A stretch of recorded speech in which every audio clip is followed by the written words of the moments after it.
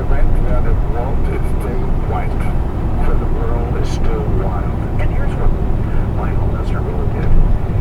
He disproved the impossible. People said it was impossible to climb 8,000 meter peaks without supplemental oxygen. Everybody told you that, and yet you said, I'm going to try it. Was there a point that you thought, I'll know if I have to turn around? Yes, I had a lot of experience before going to Everest without oxygen, because the smaller 8,000 meter peaks, there are smaller ones and higher ones. So from the beginning, only for the highest ones like Everest K2, the scientists in the 60s, 70s agreed that they are not possible without oxygen, because the pressure in the air is so low.